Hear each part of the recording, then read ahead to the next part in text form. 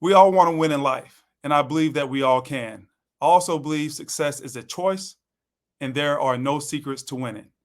There are only core disciplines, habits, and principles that lead to success. Yes, some have it harder or easier than others. However, it rains on the rich and the poor, the just and the unjust, and the weak and the strong all alike. It's up to you. It's up to us. It's up to us to rise above those clouds. There's a better view of success and a better view of winning up here. Principles of Winning is here to help you elevate. Here we go.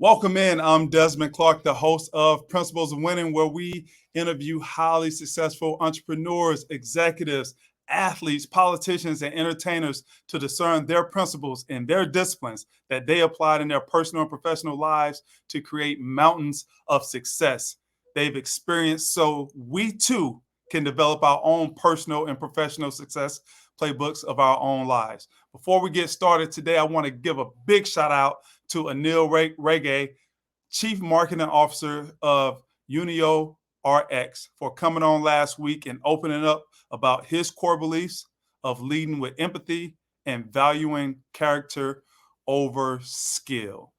This episode of Principles of Winning is brought to you by Des Clark Speaks. Des Clark Speaks is your preferred keynote speaker and corporate team development specialist.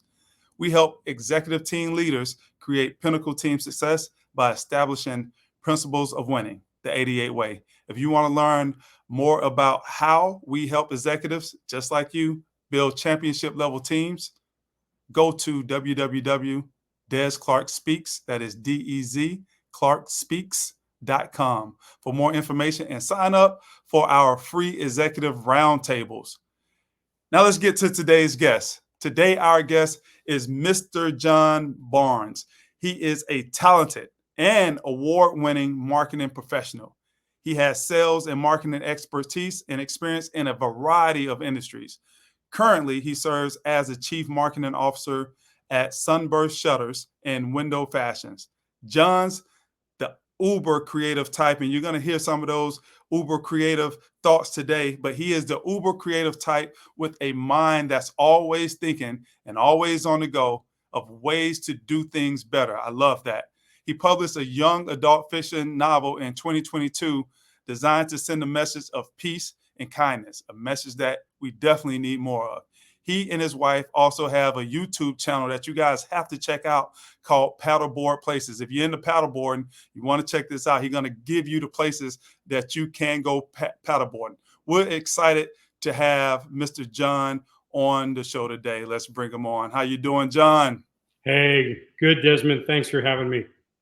Yes, sir. I'm excited to have you on, man. We had a conversation a couple weeks ago when I had my son out at the golf course, and I was sitting in the car talking to you, man. And it was, you talked about all of those ideas, this, that, and the other. And yeah, that was good. But you started talking about your book, and I could tell you just lit up when you started talking about it. The name of your book is called The End, and it has a great message for a great core audience. Tell me about that book. Well, there it goes. There it is. So The End was it was an idea that I had when I was in high school, 75, 80 years ago. And I had the idea and I just kind of kept it in the back of my head. And during COVID, there was a lot of unrest. There was a lot of mean stuff going on. There was a lot of lack of kindness and people were fighting and angry, and I felt like it was a good time to write it because the book really talks about getting along. Sometimes people say, well, we can have unity as long as you believe the way I believe, but that's never going to happen. Never going to happen. So this book is designed to say, hey, look, there are multiple ways of looking at things, whether you agree or not. There's different sports teams and you and I are both Bears fans. Go Bears. Absolutely. There are different philosophies on politics and religion and just the way to do things. And if you can't be happy the way someone else does it, then you really need to examine yourself. You really need to look at it. And the books is as much for me as it is for anyone else. I've learned over the years that you've got to trust that people have a reason for the way they believe. And even though you feel like your way is right, it doesn't mean that they do. And they may never, So it's really about being kind to people. And the book's kind of fun because it's a young adult romance. It's a high school romance story set during the end of the world, and there's all sorts of destruction and devastation and things that happen, wars and diseases. It sounds like COVID, COVID time, which is when I wrote it. But it came out about a year and a half ago. It's won a few awards. It's just kind of getting started. And the cool news is a week ago, we finally launched on Audible. So you can buy The End by John Barnes on Audible, which is kind of fun. And I've already had a bunch of people that have been listening to it and saying, hey, it's a great book. So very much focused on sending a message about kindness. Absolutely. And if you're listening to that, go out and support John and his book, The End. John, it sounds like you and I have some pretty similar philosophies when it comes to trying to relate to others and build relationships. One of my things is don't be judgmental, be curious. Because I always, if somebody disagrees with me fundamentally about something, I'm always curious about how did they develop their thought process and their perspective, as opposed to how I develop my thought process and my perspective. And if you dig deep enough, a lot of times I find that you can come to a common ground because now you understand how they developed it. You may not agree with the conclusion of it, but you can agree with the process of how they think the way they think. Is that something kind of like a underlying message in the book of, hey, understand where a person is coming from, not just the end result of them? Yeah, and the understanding where they're coming from really helps you to understand that there's a reason why they feel the way they do, and everyone has a different upbringing and a background that's not the same, and that sometimes is what sparks them feeling the way they do. The real strong message of the book is you should treat everyone else as a human being, as a child of God, and realize we're all the same. It's just we have different beliefs, and remember, we're human first, and think of that before being a conservative or liberal first, or a Bears fan, or can I say Packers on the show? I really don't want to. No, I mean, we're gonna go against everything that we just talked about. Yeah. No. Yeah, the heck with that. So, but you got to be able to get along with people. You can't say I'm only going to like these people. That doesn't mean you hang out with them and have dinner every weekend. It just means you're respectful, and that's really important because there's a lot of respect that's not happening today because everyone seems to be at each other's throats. And a lot of what you're saying really goes into corporate America. But before we get into, hey, your personal and professional life as a businessman and what you do as a CMO, and all the other wonderful things that you do, why did you target this book at young adults? That's something that's been sitting in the back of my brain. Why not write it for corporate America? Because you're in corporate America, and I'm quite sure that you see people fighting in corporate America also. Yeah. Why did you target it to young adults?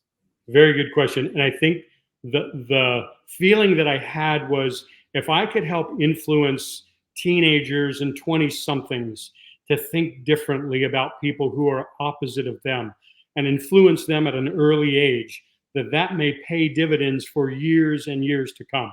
And that was the nature behind making a young adult focused book rather than a business oriented one. Yeah, I'm gonna screw this up, but I read a quote somewhere where they say it's easier to fix a broken kid than to try to repair a broken adult, something like that. Mm, Or yeah, to raise a kid the right way than to try to fix a broken adult. it I is. had this, my 88 Ways Youth Organization was my nonprofit all the way up to 2014. And we work with third graders, and we started in the third grade because there are studies, and I think this is more widely known now. I didn't know it when I started in 2008 with my organization, is that they test third graders reading ability to determine how many jail cells that they're going to need to have for those third graders when they become adults, and that blew me away. Wow. So I'm glad to hear your thought process behind the reason you started with young adults, because yes, it's easier to influence them to go the right way than it is to try to change the mind of an adult that's already set in their ways. So Yeah, good kudos point. to you for And that doesn't mean adults have an excuse. It just means adults probably need to try harder to be able to get along and be respectful and all that. So it's good. Hang on, I've got a light problem here. Here we go. that. You got to move motion. You got the I motion gotta lights move. over I'm gonna there. start dancing over here. And the people that's only listening to this, John's lights just went off back there when Not he enough wasn't moving movement. a whole lot. But for the people who can see it, y'all seen it. So let me get into, because the way that we came down this path is that I reached out to you on LinkedIn and I asked you a question. Hey, what are your top habits, or your top principles or disciplines that help you become as successful as you are? And you really came back with one. Most people that I've asked, they come back with three. Somebody sent me a whole 27-page book that they wrote, and that was pretty significant. But you came Yeah. back with one, so this must be pretty important for you. You said that failure only plays a part in success if you learn from it and don't repeat it. Why is that your go-to? I feel like everybody makes mistakes, and you see some people that'll do something wrong in a business setting or in a family setting, and they're devastated by it and they feel bad and then they go do it again. And and if you feel bad, you need to channel those feelings into, okay, how did this happen? What made me make the choice or the decision or say what I said or do what I did? And analyze that so you can say, the next time it happens, I'm going to do this. And if you go through that process in your head, I really believe your brain is so powerful that if you've trained yourself to say, next time this situation comes up, I'm going this way, then your brain will go, hey, remember last time this happened? You did the wrong thing. Now you're going to go this way. And I think you got to realize that failure happens. You just don't want to repeat it. So if you train your brain to really focus on how you're going to approach that same scenario next time, hopefully it will recall that to your memory, and hopefully you'll decide, oh, I'm going to route number 2, not route number 1, what I did last time. Right. And there's a pathway that you develop for yourself by constantly having that mental exercise. Today, I was talking to my carrier sales rep, and we are on a new system today. And he called me and he was like, I don't want to take up too much of the time. I was like, it's okay. It's going to take a little while for us to get the system down. So if you're unsure about anything, just call me. And he said, I just remember something that you told me when you onboarded me back in October. It's only a matter of time before you screw something up. And that's what I tell everybody. It's only a matter of time before you screw something up, but it's okay as long as we can say, okay, how did we screw it up? And now what do we have to do so we don't screw it up again and bring that back up to the level of execution that we want? But for you, John, when was that developed for you? When did you discover that as being one of your superpowers that made you successful? Gosh, I don't know exactly when, but I think I hate failure, and I shouldn't hate failure because everyone messes up. I hate it, and I'm an uber perfectionist. And you can ask my wife, and she'd be like, "Oh yeah," not to the point where I'm kind of anal retentive, but just that I'm always wanting things to go exactly right. And Hmm. and over the years, I've learned that if I want that to happen, I've got to make the effort. I think one of the other things that I told you was when I go into a situation, I don't hope that I win. I Hmm. expect to win. And I expect to win because I've done my homework. Let's say it's a work project. I've done my homework. I've done my research. I've talked to all the influential people that are involved in the situation. I've kind of set the stage for it to work. So I do what I need to do to make it successful. If you just kind of hope you're going to win and you don't do the work to win, you might win some, but you're not going to win as often. And that's the key, is do the work, and you will have more chance of success. I love that whole expect to win thing. And we did talk about that briefly. And I'm going to come back Yeah. to that. But I want to go back to you said you have to put in the effort, right? Of going through those exercises so you don't continue to make the same mistakes. Right. That's such a general term, right? For someone who's looking at this right now and they're looking at you as a professor, they're the student, and they want to be taught, hey, what does that mean practically? What do I have to do? Break that down for me and tell me what you mean by you got to put in the effort. Yeah.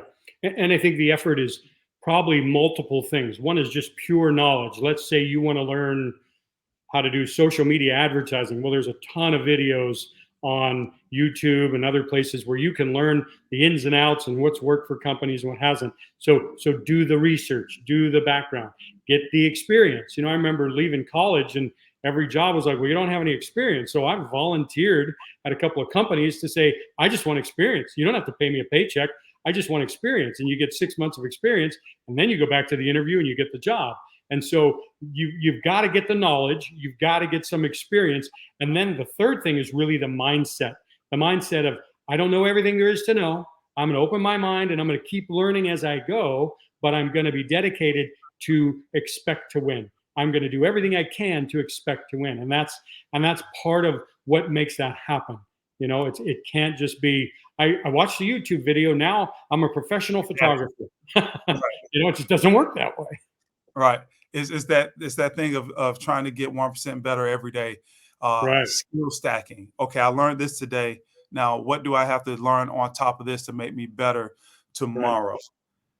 Right. Let's dig into this expecting to win, because like you said, hey, failure is part of it.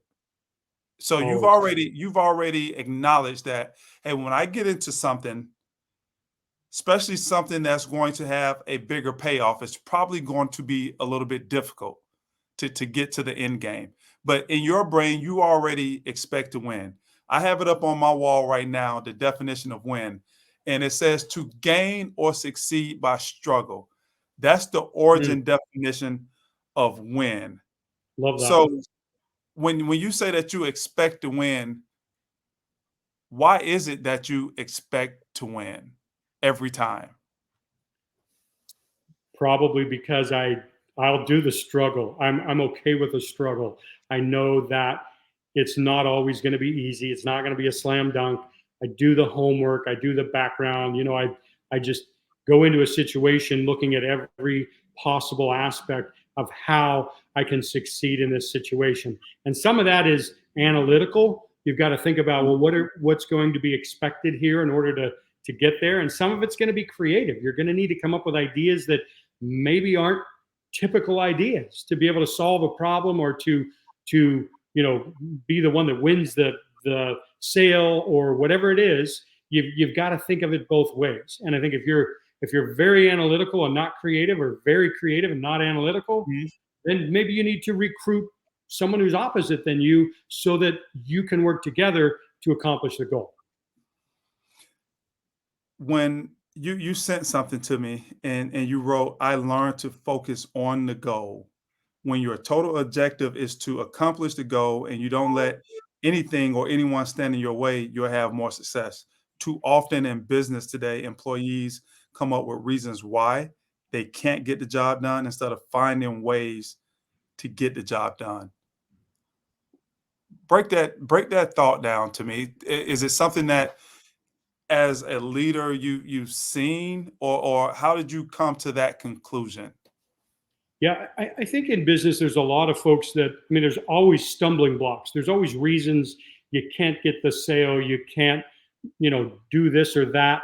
And that's common. It's part of the struggle that you talked about. The key is saying, well, this is the roadblock. This is what's in front of me today. How do I break that down? And it's always going to be different. Sometimes it might be you need to call a friend and say, hey, you got a connection at the government or at this company or whatever. I need a contact. I need some help. I need a referral. Other times it's just a creative way to do it. I just yesterday talked to one of my store managers who had a number of stumbling blocks that was in his way from being able to be successful in the market that he's in. And I'm Mhm. working to help him remove them one by one, because his blinders are on and he's thinking about, what's keeping him from being successful. And my blinders are laying on the ground and I'm saying, well, let's do this here and let's do that there. And there are ways to do it. But if you're so caught up in I can't do it, it's too expensive, I need a lower price, whatever it is, you'll never get there. You gotta, you gotta smack yourself upside the head and start thinking about it from a different way. Right. So I have this thing that I say, don't focus on what you can do, not on what you can't do at yeah, this time. So yeah, if figured you that. start looking at things in that way, yeah, there may be a lot of things that you can't do. I mean, we're not naive enough to know that sometimes you got roadblocks that's going to take a little while to figure out, or you need some other resources, but there's always things that you can do. And then the other thing, John, for myself, when you go into a new situation, new job, or have a new project or something like that, I hate when people tell me, "Oh man, this is not gonna be hard. This is gonna be easy." Because I think now it's setting me up for failure. Yeah, I always want to know, okay, tell me the parts where I'm gonna have to overcome something. Where are the difficulties gonna lie at? When I started Bear Down Logistics, those were my questions. Okay, for my guy Brian, who was basically walking me through the whole process, what's going to be the toughest things that I have to face at the beginning? Oh, yeah, no carriers are going to want to work with you because your MC number is going to be new. So I knew right away I was going to have to deal with that, and right away I had to deal with it, yeah, and I was able to get over it because I had already thought through that struggle and okay, what am I going to do now when that comes about? So that's the kind of way that I look at issues, and it sounds like that's the way that you approach things too. Is you find the issues, you look them straight in the eye, and you say, okay, how am I going to get over you, through you, or around you? yeah, exactly. And a lot of companies, you'll hear people, they'll say, well, this is the way we do it. We always do it this way.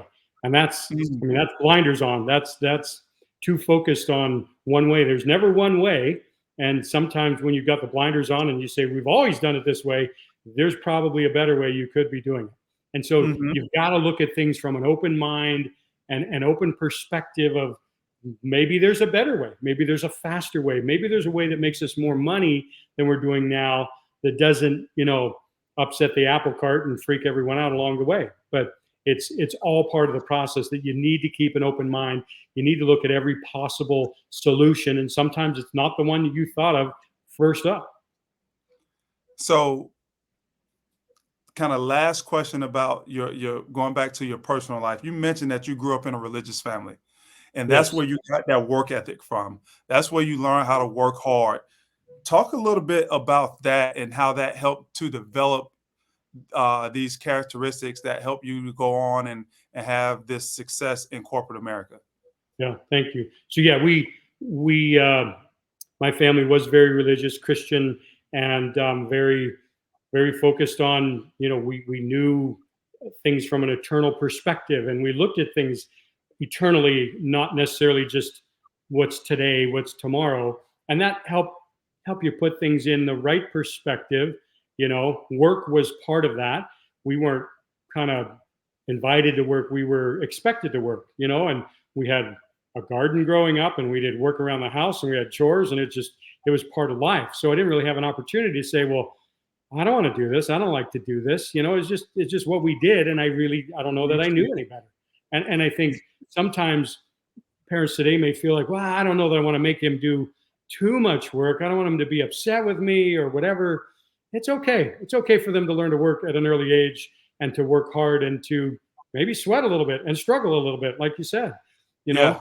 know, and that's I think that's sometimes learned. There are folks that just like to get the job done, and there are others that, when you tell me I need to straighten my room, I'll straighten my room, you know, and can it be taught? Maybe. But for me, it's always been kind of within me to be, Christian, focused on good, treating people right, and that plays a impact in every aspect of life, business, family, everything that I do. But again, work was a big part of that, and I appreciate that. I appreciate my parents for instilling in me a work ethic where I don't like to leave until it's done. I want to finish it, and I want to come up with a better idea tomorrow and just keep going. And I'm driven by that. My wife laughs at me because we'll go in a restaurant and my mind will start redesigning the restaurant because I'm thinking it could be more efficient if they lined up here and they went that way and these You tables need to go to the restaurant and enjoy your meal with your wife, sir. Yeah, she's learned to just kind of go, yeah, that's a good idea. Pass me the whatever. So, yeah. I've heard this somewhere. Can I put a shout out to her? She's an amazing woman for putting up with me for 35 and a half years. So I can tell if you're going to restaurants looking at ways to redesign it for better efficiency instead of concentrating on the meal. Yeah, sometimes I'm sure she have to like slap you upside the head and say, "Come back to me now. Come back." Yeah. I've heard this somewhere, John. And you're a religious guy, and you don't have to go really deep into it, but I would love your thought on this. Is the Bible the best self-development book out there? I think there's a lot of good in it that people, I wish people read it more. There's so much, especially in the four gospels, that are very focused on the example of Christ that many people should do. I mean, think of all of the conflict that they gave Jesus Christ, and he treated people with love and respect. I mean, there's so much to learn from it. It is an amazing book that I wish everyone had a copy and read it. Yes. I'm a big time Proverbs guy. Oh, okay. There's a lot of knowledge to be soaked up in Proverbs. Also, so I tend to read Proverbs over and over and over again. I always find really good nuggets on how to go about my daily life by reading that. Yeah, it's amazing what back then the wisdom that they had that we can still use today. Proverbs is full of wisdom, and if you read it, you get you get some insight to maybe how to be a better spouse, better parent. I mean, there's good details in Proverbs. I love it. Absolutely. Let's transition into your professional life, and really, I want to start with going back to that failure only plays a part in success, right? How did that principle that you adopted, how did that help you to grow up in corporate America and help you to get to where you're at now, where you're a C-level executive? Yeah, good question.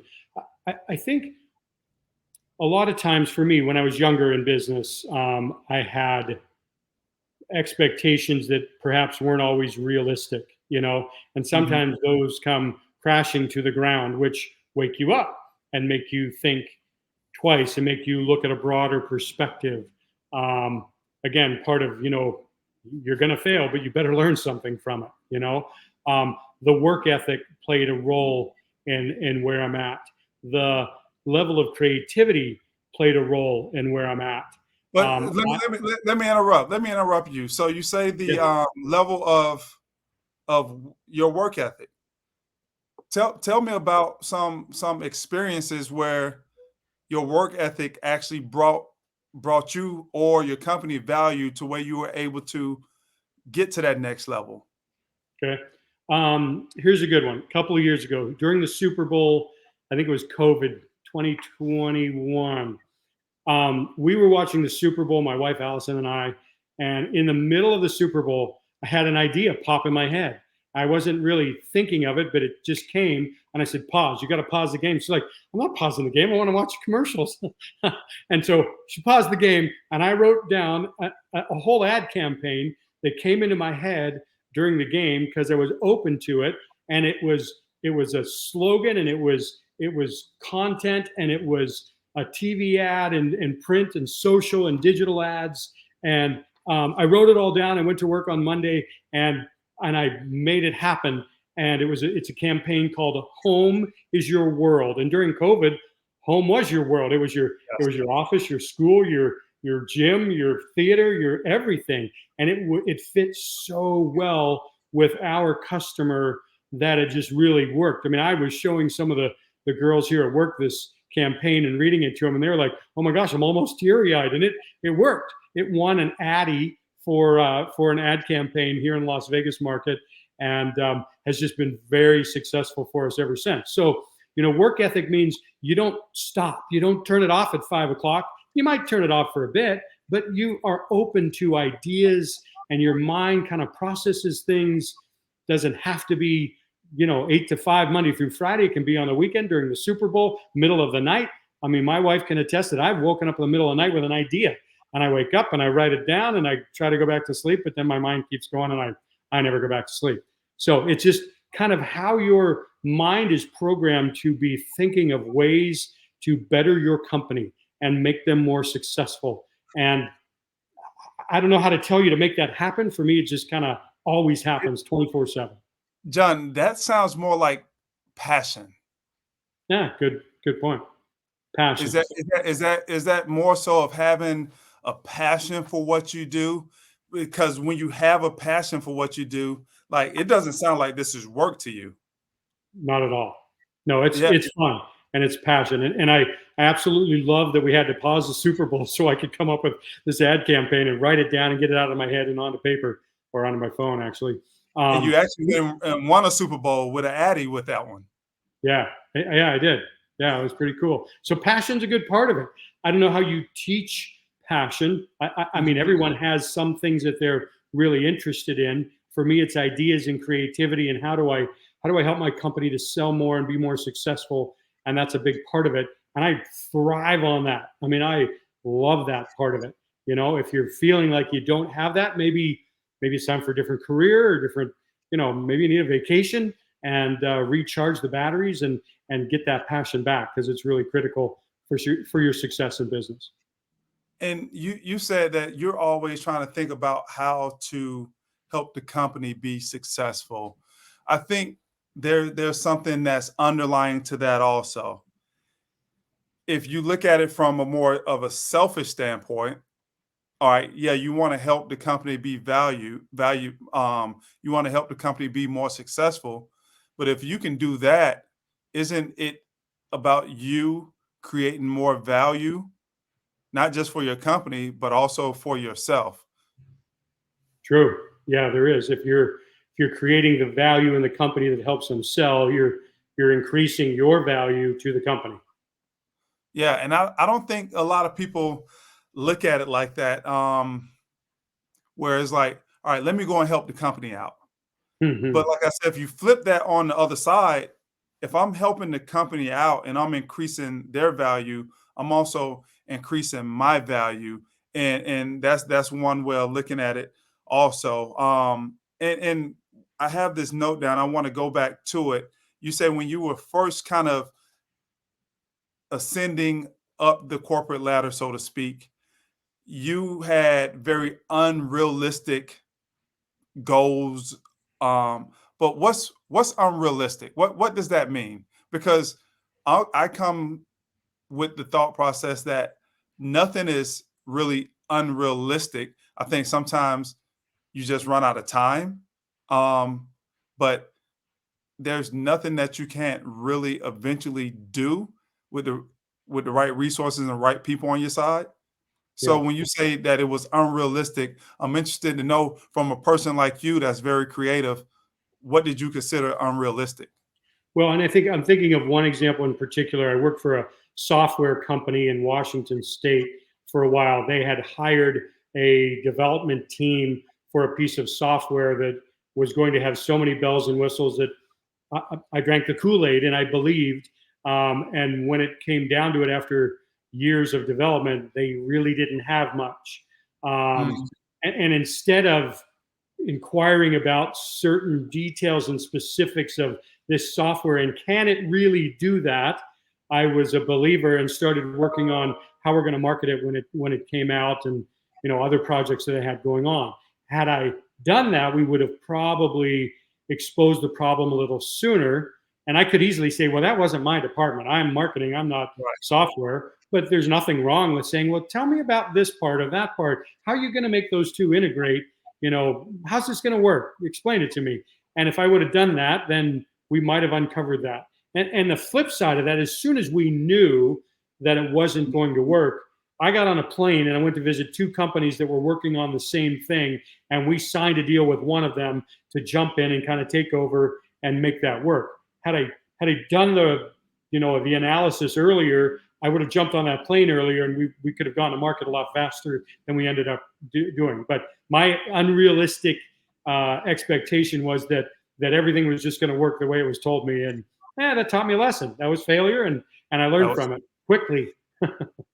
And so, what lesson did you have to learn to make you start thinking outside of the box, to where you would read women's magazines? You said here, Women's Day, Better Homes and Gardens, to come up with ideas for your company for Sunburst Shutters and Windows Fashions, because you said that you wanted to know your audience. Yeah. So where did you learn that? When I came to Sunburst Shutters, they had been running ads that were very, I would call them male oriented. They had a drawing, an illustration of a plantation shutter, and they had some bullets like it's waterproof and it's termite proof and those sorts of things. And that was all good, but men and women look at advertising messages differently. And to me, that was a very male oriented message. And so the guys were making fun of me and laughing at me, because I was reading Women's Day and those sorts of things. I'm like, I want to know what's important to the female buyer, because that's our audience. At that point, it was 80% of who bought from us was the woman of the home. And so after reading that, I came up with our first campaign, and it was totally different. It was a brilliant picture of a pretty woman in a house with our shutters in the window, and the headline was "Make Your Neighbors Jealous." And all of a sudden, that thing hit, and people started calling even more than they had before, and it just took off and really blossomed. And that turned into a number of other ad messages and campaigns, and it was just very focused on a female audience. I've seen mistakes made by owners of companies because they think their audience is them. I'll give you an example. I worked in an ad agency in Seattle, and we represented a home builder. And his client, for the community he was building, was first-time home buyers. And this was in Seattle. And he was, I would say, in his 60s, something like that. And in the summer in Seattle, he liked to watch Seattle Mariners games. Well, he thought his audience would like that too. And so we wanted to do TV advertising to hopefully get first-time home buyers to watch the Mariners, see his ad, and call and want to schedule a home tour to go buy a home.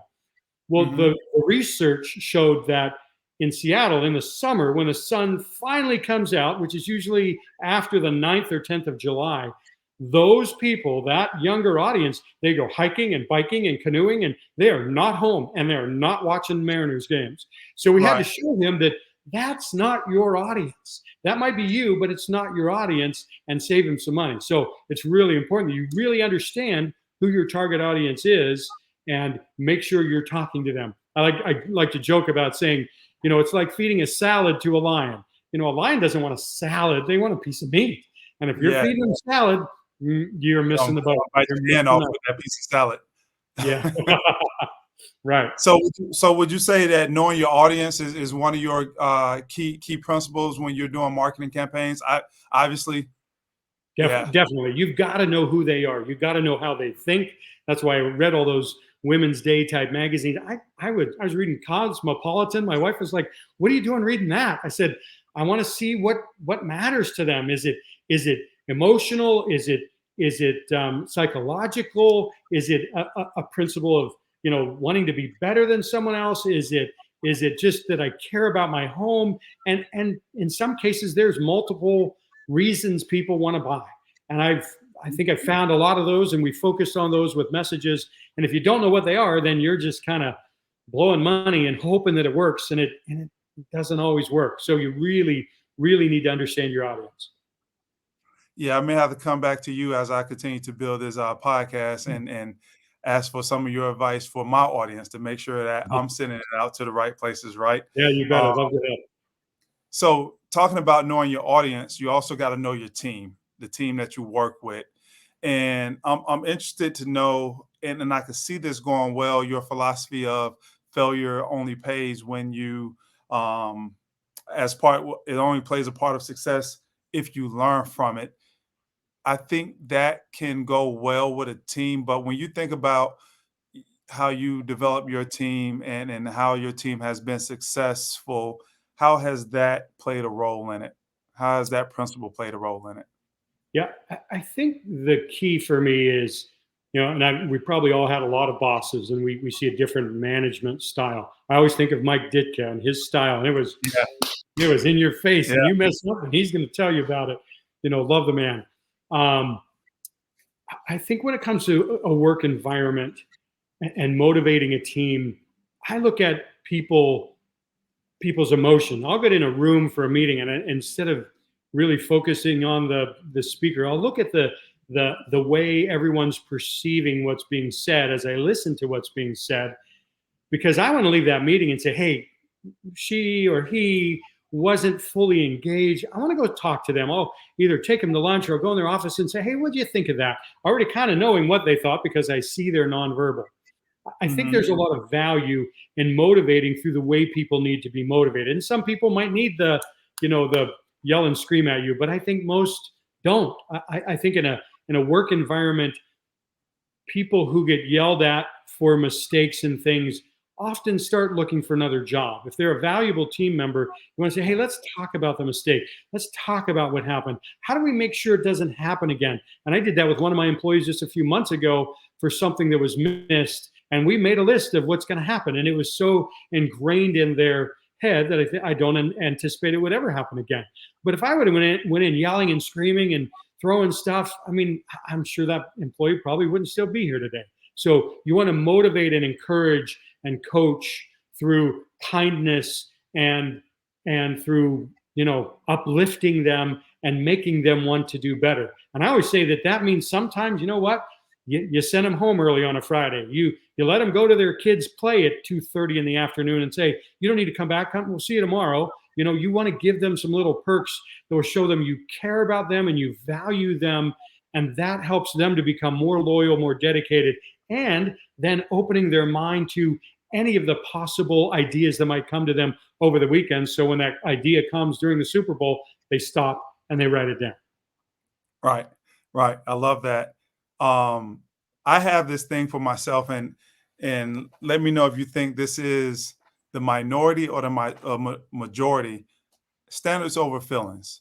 Like if I say, hey, I'm gonna do something, or if I'm in the room to complete a task or do a job, I'm gonna do it based off of my standards, not off of my feelings. Um, but it seems like more today. And just to go back really quick, I think I developed that from playing sports because coaches didn't care about what you felt. Maybe a little bit more today, but probably not as much as the rest of society. You got to get a job done. We're trying to win this game. We got to practice or whatever it is. So it's not about your feelings. It's about the standard that we have as a team, and that I need you to have as an individual to go out here and get the job done. Because if that standard is not high enough, you're not on the team. Right. As simple as that. And now I think is more about, hey, how people make their choices on the level of their execution based off how they feel more so than the standard that they have. I could be making this broad brush generalization, but tell me your thoughts when I say those comments.